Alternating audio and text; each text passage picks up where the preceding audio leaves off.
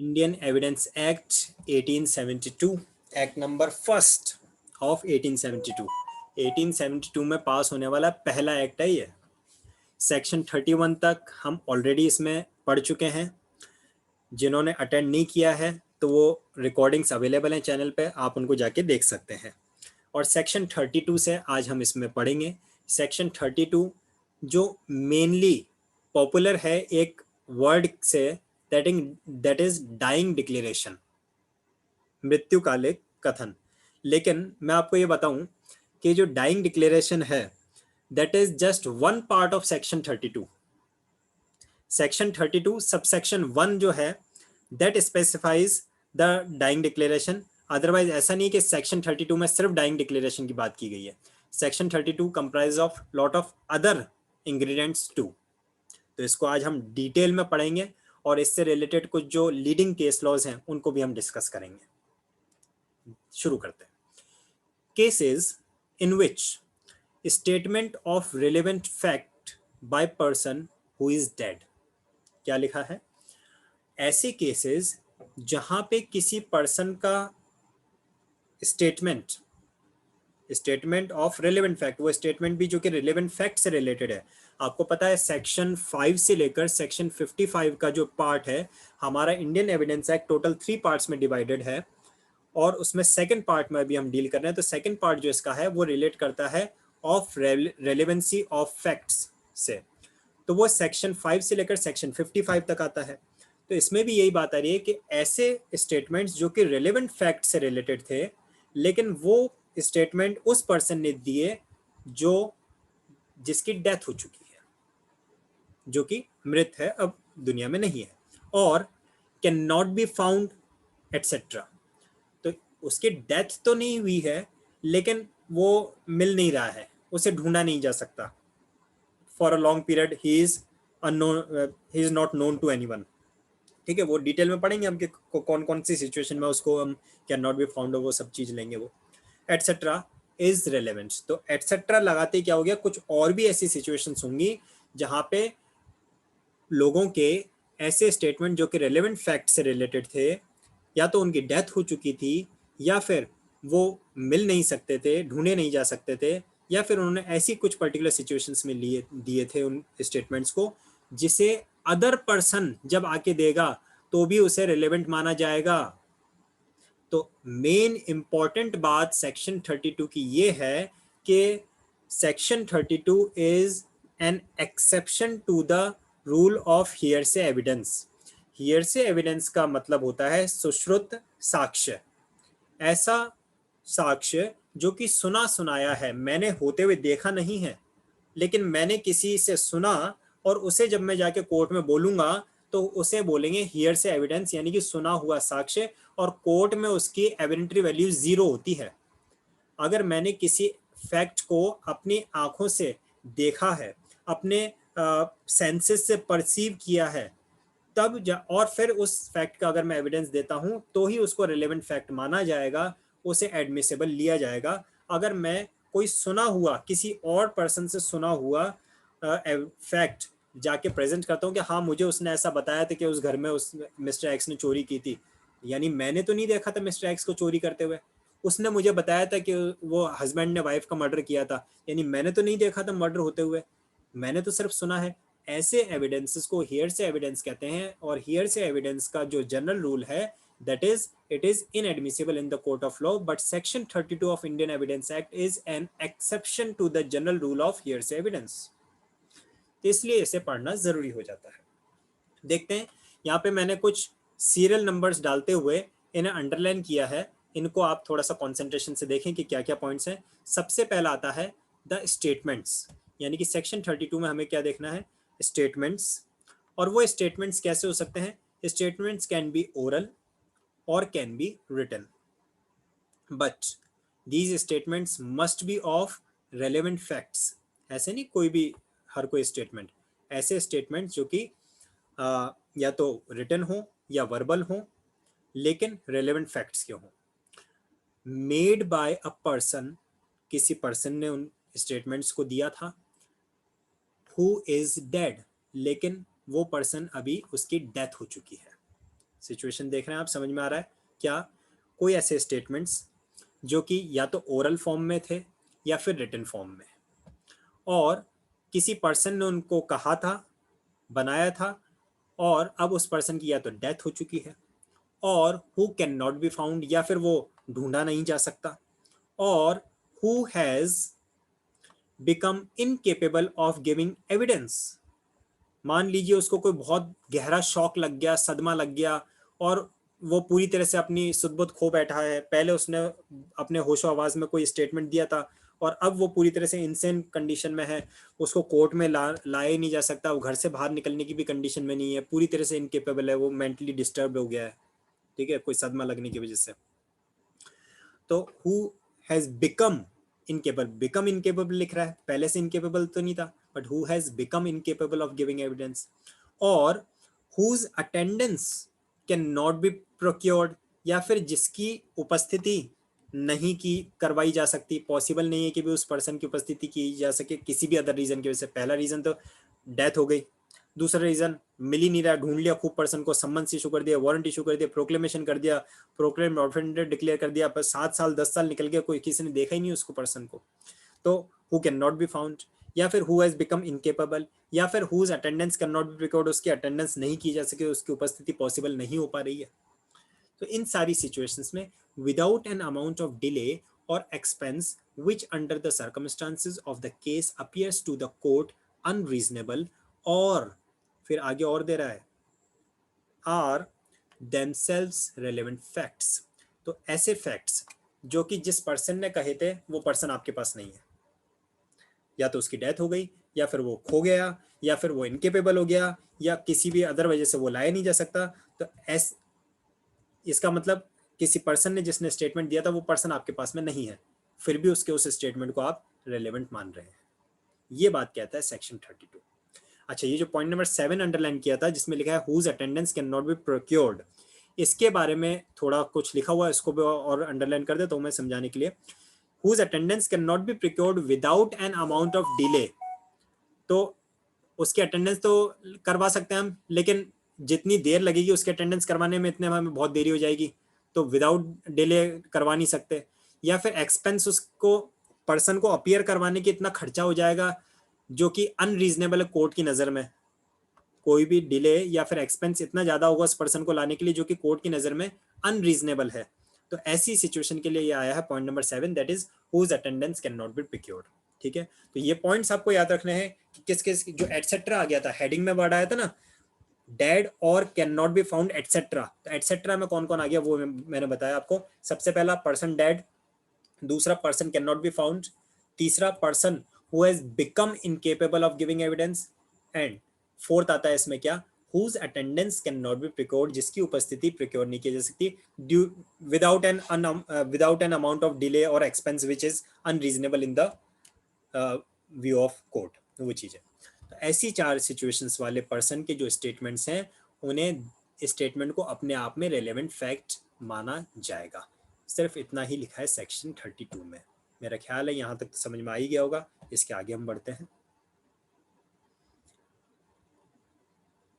अब आप सिचुएशन देखिए कि ये स्टेटमेंट्स, उस पर्सन के ये जो स्टेटमेंट्स थे इन्हें आप रिलेवेंट फैक्ट तो मान रहे हैं, लेकिन कौन सी सिचुएशंस में आप उन फैक्ट्स उन स्टेटमेंट्स को रिलेवेंट फैक्ट मानेंगे, तो उसके लिए लिखा है सबसे पहली situation when it relates to the person cause of death, है ना, when it relates to cause of death, यानी कि कौन से स्टेटमेंट्स को आप रिलेवेंट मान रहे हैं, तो ऐसे स्टेटमेंट्स को जो कि किसी की डेथ का कारण है, when it relates to cause of death of the person. तो इस फर्स्ट सबसेक्शन को हमने डाइंग डिक्लेरेशन में लिया है, ठीक है। उसके अलावा कौन से स्टेटमेंट्स, और is made in course of business, यानी कि पर्सन जो अपनी दिनचर्या लिखता है, नॉर्मल उसका जो रूटीन होता है, उस रूटीन को अगर वो किसी डायरी में लिखता है और फिर वो पर्सन खो जाता है, मिल नहीं पाता, वो जो ऊपर 4 सिचुएशन हमने पढ़ी थी, तो उस डायरी में उसने जो जो चीज़ें लिखी थी ना, उसे हम रेलेवेंट फैक्ट मान लेंगे।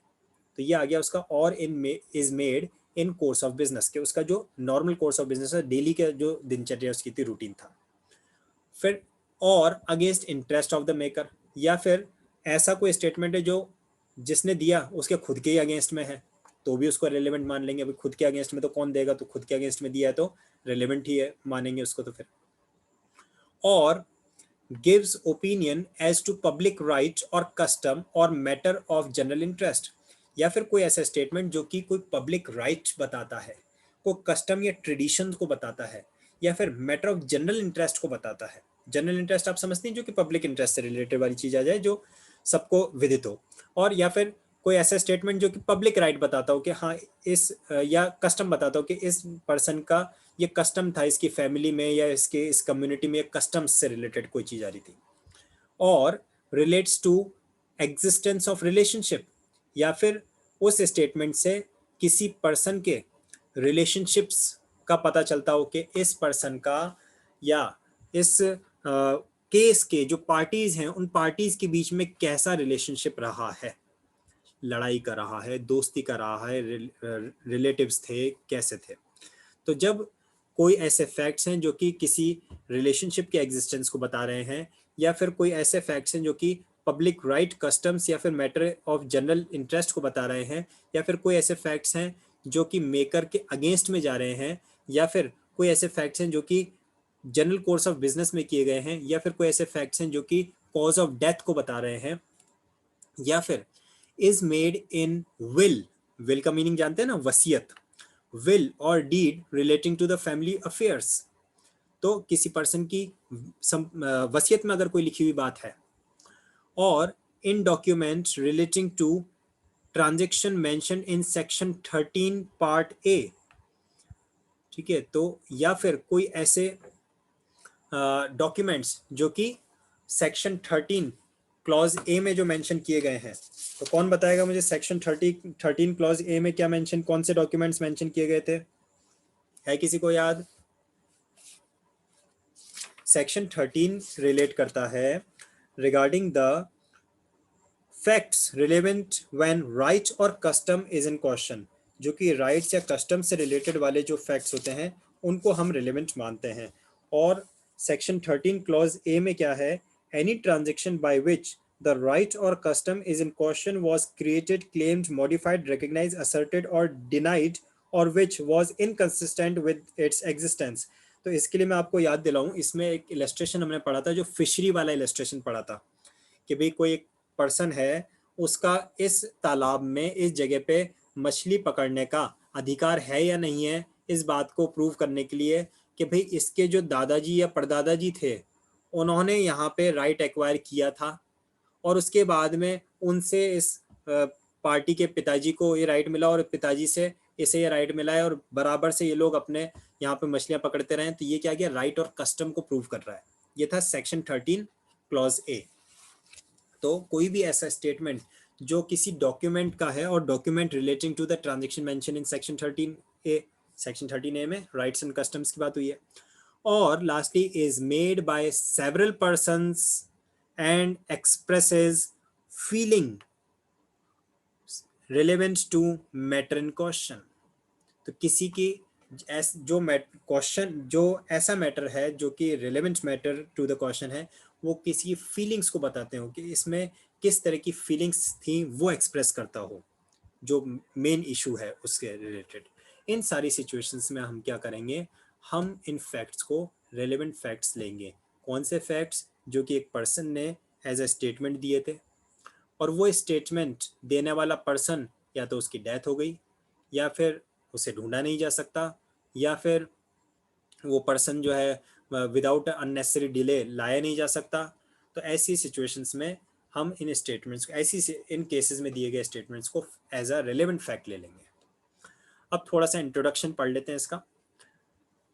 सेक्शन 32 सब सेक्शन 1, जिसमें डाइंग डिक्लेरेशन की बात कही गई थी, जो ज़्यादा इंपॉर्टेंट है इसका पार्ट थोड़ा सा, तो उसके बारे में थोड़ा सा discussion.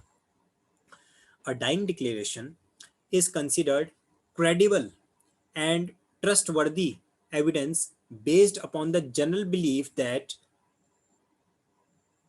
people who know that most that most people who know that they are about to die do not lie. तो डाइंग डिक्लेरेशन जो है यानी कि मृत्युकालिक कथन, व्यक्ति ने मरते समय जो कहा उसे एक क्रेडिबल और ट्रस्टवर्दी, बहुत ही महत्वपूर्ण और विश्वासजनक साक्ष्य माना जाता है। उसकी वजह यह है कि जनरल बिलीफ, सामान्य मान्यता यही रहती है कि जो व्यक्ति जानता है कि अब मेरी मृत्यु होने वाली है, मैं मरने वाला हूँ, वो कभी भी अपनी जबान पे झूठ लेके नहीं मरेगा। A person will not die with the lie on his mouth. ठीक है। सेकेंड पॉइंट आता है, dying declaration means a statement written और verbal of relevant facts made by a person who is death. Dying declaration में क्या होता है, dying declaration में स्टेटमेंट्स हैं, और ऐसे स्टेटमेंट जो कि रिटन फॉर्म में भी हो सकते हैं और वर्बल फॉर्म में भी हो सकते हैं। अभी हमने ऊपर विल की भी बात पढ़ी थी, तो रिटन फॉर्म में भी हो सकते हैं, वर्बल फॉर्म में भी हो सकते हैं। और वो स्टेटमेंट्स रिलेवेंट फैक्ट्स को इंडिकेट करने चाहिए, कहीं ना कहीं जो केस है उस केस के जो रिलेवेंट फैक्ट्स हैं उनको इंडिकेट करने चाहिए, और ऐसे पर्सन ने कहे होने चाहिए जिसकी डेथ हो चुकी है। Thirdly, it is the statement of a person who had died explaining the circumstances of his death. ये स्टेटमेंट उस पर्सन ने दिए हों जिसकी डेथ भी हुई है, और उन स्टेटमेंट्स में वो अपनी डेथ के कारणों को ही बता रहा है, वो उन सर्कमस्टांसेस को ही बता रहा है कि किन परिस्थितियों में मेरी डेथ हो रही है।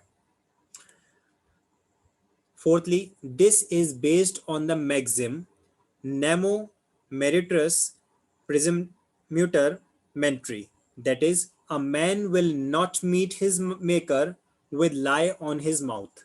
एक व्यक्ति अपने बनाने वाले से अपनी जबान पे झूठ लेके नहीं मरेगा। तो ये चीज इस मैगजीन पे बेस्ड है। Fifthly, are Indian law recognizes this fact that a dying man seldom lies, or truth sits on the lips of a dying man. तो इंडियन लॉ में ऐसा माना गया है कि जो व्यक्ति मरने वाला है उसकी जबान पे सिर्फ सत्य ही विराजमान रहता है। एक व्यक्ति जो कि मर रहा है वो कभी झूठ नहीं बोलता है। अब डाइंग डिक्लेरेशन का जो कॉन्सेप्ट है उसके कुछ एसेंशियल एलिमेंट्स को हम देख लेते हैं। ये जो मैंने अभी इंट्रोडक्शन पार्ट के लिए आपको पढ़ाया, ये मेंस का आंसर, जैसे आपको बड़ा आंसर लिखने के लिए अगर आता है तो उसमें ये सारे पॉइंट्स आप कवर कर सकते हैं। अदरवाइज प्रीलिम्स के हिसाब से या ऑब्जेक्टिव क्वेश्चंस के हिसाब से तो सिर्फ कॉन्सेप्ट अगर हमारे माइंड में क्लियर है that will be sufficient. But यहाँ पे एक्सटेंडेड जो एक्स्ट्रा नोट्स लिखे हुए सिर्फ इसी पर्पज से है कि जहाँ हमें बड़ा आंसर लिखना हो तो उसमें क्या क्या पॉइंट्स आप ले सकते हैं। तो कुछ एसेंशियल पॉइंट्स जो कि डाइंग डिक्लेरेशन से रिलेटेड है। पहला, a dying declaration may be made to anyone, made to anyone, यानी कि हमने जो पढ़ा था एडमिशन के चैप्टर में, that is confession made to police officer, irrelevant. लेकिन डाइंग डिक्लेरेशन के कंसर्न में क्या बात आ रही है, टू अ पुलिस ऑफिसर और टू अ डॉक्टर और टू इवन अ लेमैन, कोई भी आम आदमी जो है किसी को भी दिया गया हो तो वो डाइंग डिक्लेरेशन क्या होगा, मान्य होगा। लेकिन हाँ, एक बात तो है, अगर वही स्टेटमेंट मैजिस्ट्रेट को दिया हुआ है तो उसकी क्रेडिबिलिटी, उसकी एविडेंटरी वैल्यू थोड़ी ज़्यादा होगी। But if it is made to a magistrate and is recorded by him, it is having a much evidentiary value. तो मान्यता सबको है, ऐसा नहीं है कि पुलिस ऑफिसर और डॉक्टर या लेमैन को दिया तो उसकी मान्यता नहीं है बिल्कुल है। लेकिन अगर मैजिस्ट्रेट को दिया है तो उसकी थोड़ी क्रेडिबिलिटी ज़्यादा है। Further, a person making the statement must be dead. हम एलिमेंट्स को, एसेंशियल एलिमेंट्स पढ़ रहे हैं कि एक डाइंग डिक्लेरेशन के एसेंशियल एलिमेंट्स क्या होने चाहिए। तो उसमें सबसे पहली बात कि जिस पर्सन ने वो स्टेटमेंट दिया है उसकी डेथ हो चुकी होनी चाहिए। If the person chances to live, his statement is inadmissible as dying declaration. बहुत इंपॉर्टेंट बात है और सिंपल सी बात है। भाई कोई पर्सन ऐसा है जिसके डेथ होने की एक्सपेक्टेशन, अभी डेथ हुई नहीं है, तो उसके दिए हुए स्टेटमेंट को हम डाइंग डिक्लेरेशन नहीं ले सकते। But to corroborate under section 157, हाँ, उसके स्टेटमेंट को हम अदर स्टेटमेंट्स के साथ अदर एविडेंसेस के साथ में एज अ कोरोबरेटिव एविडेंस जरूर ले सकते हैं, लेकिन उसको डाइंग डिक्लेरेशन नहीं लेंगे क्योंकि पर्सन की डेथ नहीं हुई है। Further, statement must relates to the cause of his death. जो स्टेटमेंट दिए गए हैं वो डेथ का कारण बता रहे हो कि मेरी डेथ क्यों हुई है, किस सर्कमस्टांसिस में हुई है, उन्हीं से रिलेटेड वो स्टेटमेंट्स हों। The cause of death must be in question. अब जो पर्सन की डेथ हो रही है उसकी डेथ भी इन क्वेश्चन होनी चाहिए, कुछ संदेह में हो, किसी आपत्तिजनक सिचुएशंस में उसकी डेथ हुई, नेचुरल डेथ नहीं हो रही हो। ठीक है। The statement must be complete and consistent. जो स्टेटमेंट है वो आधे अधूरे नहीं हो, पूरी बात उसने कही हो, और जो भी 2 4 5 बातें कही हैं वो आपस में मिलती जुलती हों, कंसिस्टेंट हों, एक दूसरे से विरोध नहीं करती हूँ, विरोधात्मक नहीं होनी चाहिए, एक दूसरे से मिलती हुई होनी चाहिए। Further, declarant must B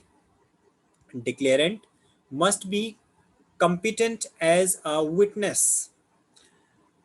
under section 118 defines the competency। जो इंडियन एविडेंस एक्ट का 118 है वो competency बताता है कि जो विटनेस है उसकी competency को बताता है। अब पर्सन कोई ल्यूनेटिक कंडीशन में है तो वो जो बोल रहा है उसकी क्रेडिबिलिटी फिर इतनी नहीं रह जाती। तो डिक्लेरेंट जो है वो competent of as a witness होना चाहिए। एंड लास्ट पॉइंट, इसमें पॉइंट नंबर 6 लिखा है, the declarant must be in a fit condition, यानी कि प्रॉपर जो स्टेटमेंट है वो देने की कंडीशन में रहना चाहिए। इसके साथ में मैं ये जो फर्स्ट पॉइंट था इसको दोबारा से एक बार आपको मैं क्लियर कर दूं कि फर्स्ट पॉइंट में क्या लिख रहा है। फर्स्ट पॉइंट में इसने लिखा है the person making the statement must have died. Person जिसने स्टेटमेंट दिया उसकी मृत्यु हो जानी चाहिए। If the person chances to live his statement is inadmissible. यहाँ पे इस स्टेटमेंट को मैं दोबारा एक बार एक्सप्लेन कर दूं। कोई पर्सन जिसका जो हॉस्पिटल में है, अब उसके 50-50% चांसेस है कि ये पर्सन बच भी सकता है और इस पर्सन की डेथ हो भी सकती है। एक तो वो सिचुएशन लो कि जिसकी कंफर्म है कि भाई ये तो अभी बस 10-5 मिनट का मेहमान है और इसकी तो कंफर्म है डेथ होनी ही है, और फिर वो कोई स्टेटमेंट दे रहा है, तो ऐसे को तो 100% क्रेडिबिलिटी के साथ में डाइंग डिक्लेरेशन ले लेंगे। पर कोई ऐसा पर्सन है जिसके डॉक्टर बोल रहा है नहीं नहीं बच जाएगा, कोई ठीक है इसकी इंजरी बहुत ज़्यादा है लेकिन बच जाएगा, मरेगा तो नहीं, ऐसा डॉक्टर बोल रहा है। अब ऐसी सिचुएशन में उस पर्सन ने जो स्टेटमेंट दिया है ना, बाद में उस पर्सन की डेथ हो भी जाती है तो उस पर्सन को के उस स्टेटमेंट को डाइंग डिक्लेरेशन नहीं लिया जाएगा। This is the major difference between the English law and the Indian law. UK में पर्सन के डेथ के या कैसे भी चांसेस रहे हों, लेकिन पर्सन स्टेटमेंट देने के बाद अगर डेथ हो जाती है तो उसको डाइंग डिक्लेरेशन ले लिया जाता है। लेकिन इंडियन लॉ में क्या लिया है कि पर्सन की अगर डेथ होने के चांसेस थे तब उसने दिया है तब तो एडमिसिबल है, लेकिन अगर पर्सन के बचने के चांसेस थे और तब उसने स्टेटमेंट दिया था तो उसको एडमिसिबल नहीं लिया जाएगा। ये पॉइंट नंबर फर्स्ट में बता रखा है, इसको थोड़ा सा इंपॉर्टेंटली आप अपने माइंड में रखिएगा। फर्दर आगे बढ़ते हैं हम लोग। अरे 8:02, टाइम एक्सीड हो गया आज तो ये 6 पॉइंट्स एसेंशियल एलिमेंट्स के थे। मेरा ख्याल है आज तो ये कंप्लीट नहीं हो पाएगा सेक्शन 32 का पार्ट, क्योंकि इसमें कुछ केस लॉज को भी हमें डिस्कस करना है। देखते हैं कितना बचा है, दोनों ही केस तो इम्पोर्टेंट है। ये हो जाएगा, चलिए 5-7 मिनट थोड़ी सी एक्सीड हो गई हमारी क्लास, पर ये हो जाएगा, कर लेते हैं। तो एक तो ये केस है जो कि पकला नारायण स्वामी वर्सेस एम्परर 1939 का, दोनों ही जो केसेस लिखे हुए। दूसरा है यहाँ पे क्वीन एम्प्रेस वर्सेस अब्दुल्ला। तो दोनों ही केसेस ऐसे हैं जो कि डाइंग डिक्लेरेशन से रिलेटेड वाले हैं। एक एक करके मैं बताता हूँ। हालांकि काफ़ी पुराने हैं लेकिन उसके बावजूद भी आज भी पूछे जाते हैं और काफ़ी इम्पोर्टेंटली हैं। तो पहला देखिए आप, Pakala Narayana Swami versus emperor. Facts of the case, इसमें क्या facts of the case were a person said to his wife that he is going to collect his debt money from Pakla Narayan Swami. After few days, his body was found into 7 pieces in a trunk in a train compartment. His statement was taken as dying declaration. हुआ क्या, एक person था, उसने किसी एक व्यक्ति को जिसका नाम पकला नारायण स्वामी था, उसको उसने क्या करा था, उधार दे रखा था। एक मिस्टर एक्स ने पकला नारायण स्वामी को उधार दे रखा था और वो उससे बोलता था भी मेरा पैसा वापस दो। तो एक दिन उसने फोन करके उसको बोला कि भाई ठीक है आप एक काम करो, इस जगह पे आ जाओ, मैं आपका सारा पैसा वापस दे देता हूँ। तो उस पर्सन ने जिसकी डेथ हो गई, उसने अपनी वाइफ को बोला, भाई मैंने जिसको उधार दे रखा था उसका फ़ोन आया है, पकला नारायण स्वामी का फ़ोन आया है, वो मैं उससे अपना जो उधार दिया हुआ पैसा है वो वापस लेने जा रहा हूँ। ये बोल के वो गया। फिर कुछ दिन बीत गए, 2 4 5 दिन, उसका कुछ पता ही नहीं था, पर्सन गायब। और फिर कुछ दिन बाद में एक ट्रेन के कंपार्टमेंट में एक ट्रंक मिला, और ट्रंक के अंदर उस व्यक्ति की जो अपना उधार वसूलने गया था, उस व्यक्ति की बॉडी मिलती है 7 पीसेस में। तो जब वो जाते समय अपनी वाइफ को बोल के जा रहा था कि भाई मैं पकला नारायण स्वामी से अपना उधार लेने जा रहा हूँ, तो इस स्टेटमेंट को एज अ डाइंग डिक्लेरेशन लिया गया। क्यों? क्योंकि ये माना गया कि पकला नारायण स्वामी के पास में प्रॉपर कॉज था, मोटिव था उसकी डेथ कॉज करने का। और वो जब ये बता के जा रहा था कि मैं उसके पास ही मिलने जा रहा हूँ, और फिर वो उसके बाद नहीं लौटा, तो डेफिनेटली उसी ने उसका मर्डर किया होगा। इस ऐसा स्टेटमेंट को जो उसने अपनी वाइफ को दिया था उसको डाइंग डिक्लेरेशन लिया इस केस में। 1939 का ये केस है। सेकंड है क्वीन एम्प्रेस वर्सेस अब्दुल्ला, 1885 का ये केस है। Facts of the case were throat of victim was cut and she was unable to speak. When name of Abdullah was taken, she shown her conduct that Abdullah is accused. It was considered relevant. अब इसमें क्या हुआ था, जो victim थी, जो उसका क्या गला कट गया था, उसको किसी ने गला रेत दिया था उसको डेथ कॉज करने के पर्पज से, और गला इतना बुरी तरह से कट गया था कि वो बोल नहीं सकती थी, और बोल नहीं सकती तो फिर एविडेंस कैसे देती। लेकिन हुआ क्या, जब वो हॉस्पिटल में बेड पे लेटी हुई थी और वहाँ पे सभी लोग प्रेजेंट थे, तो उसकी जो आंटी थी या जो उसके मदर होंगी वो उसके पास बैठी, और उसने उस लड़की का हाथ पकड़ा, जिसका गला कटा हुआ था उसका हाथ पकड़ा, और उसको बोली कि मैं एक एक करके यहाँ पे जितने भी लोग प्रेजेंट हैं इस समय उन सब का एक एक करके नाम लूंगी, और इनमें से अगर कोई है जिसने तुम्हारे साथ ये हरकत की है तो तुम मेरा हाथ दबा देना। तो वो एक एक करके सबका नाम लेती गई, और फिर जैसे ही उसने अब्दुल्ला का नाम लिया, तो उस विक्टिम ने अपनी मदर का हाथ थोड़ा सा प्रेस किया, क्योंकि बोल तो सकती थी नहीं थी वो। तो इसको क्या माना गया, उसने इम्प्लाइड तरीके से बताया। जरूरी नहीं है कि जो डाइंग डिक्लेरेशन है वो ओरल या फिर रिटन में दिया जाए, बल्कि ये वाला जो डाइंग डिक्लेरेशन था इसको ओरल ही माना गया, क्योंकि वो बोल नहीं सकती थी। तो उसने जो हाथ दबा के इशारा किया, उसका जो कंडक्ट था, उसके इस कंडक्ट को भी ओरल एविडेंस में लिया गया, ओरल डाइंग डिक्लेरेशन माना गया। जैसे ही उसने अब्दुल्ला का नाम लिया वैसे ही उसने अपनी मदर का हाथ दबाया, तो इससे प्रूव हो गया कि अब्दुल्ला ने ही उसके साथ में ये क्राइम किया है, उसको मर्डर करने की कोशिश की है, और फिर उसके बाद उसकी डेथ हो गई थी। तो ये केस था क्वीन एम्प्रेस वर्सेस अब्दुल्ला का। दोनों ही डाइंग डिक्लेरेशन से रिलेटेड इंपॉर्टेंट केस लॉज हैं। ठीक है, और फाइनली हम इसको क्लोज करते हैं इस टॉपिक को। दैट इज एक लैटिन टर्म है लिटर्म मॉर्टेम, which means dying declaration, Latin में इसको कहते हैं। Now dying declaration is generally introduced by prosecution but can be used on behalf of the accused also. तो मोस्ट ऑफ द टाइम तो प्रोसिक्यूशन की तरफ से आता है डाइंग डिक्लेरेशन, प्रोसिक्यूशन की तरफ से यानी कि विक्टिम की तरफ से, लेकिन अक्यूज चाहे तो अक्यूज भी उसको प्रेजेंट करवा सकता है। Further dying declaration is an exception to the hearsay rule, वो मैंने आपको ऑलरेडी स्टार्टिंग में ही बता दिया। Further English law relevant only when a person has expectation of death. तो इंग्लिश लॉ में तो क्या है, पर्सन को डेथ होने की एक्सपेक्टेशन हो तभी रिलेवेंट है, तब भी रिलेवेंट हो जाता है।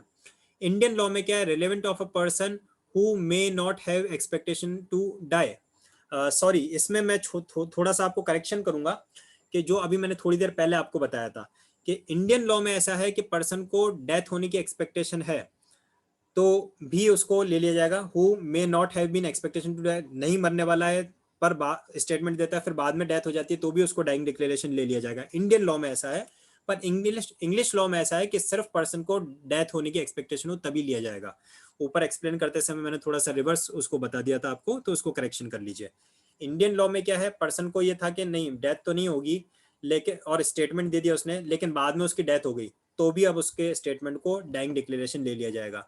पर इंग्लिश लॉ में क्या है, जिस समय उसने स्टेटमेंट दिया था उस समय उसको एक्सपेक्टेशन थी कि डेथ की, अगर थी तभी उसके स्टेटमेंट को डाइंग डिक्लेरेशन लिया जाएगा। ये एक मेजर डिफरेंस है दोनों लॉज में। ठीक है, तो ये था हमारा section 32 of Indian evidence act. उम्मीद करता हूँ आपको काफ़ी सारे फैक्ट्स अच्छे से क्लियर हो पाए होंगे, क्लियरिटी आपके माइंड में मिला होगा आपको टॉपिक से रिलेटेड। और कोई कन्फ्यूजन और कोई डाउट होता है तो आप इसी रिकॉर्डेड वीडियो को दोबारा से चैनल पे जाके भी देख सकते हैं, और अभी कोई डाउट है तो अभी भी पूछ सकते हैं।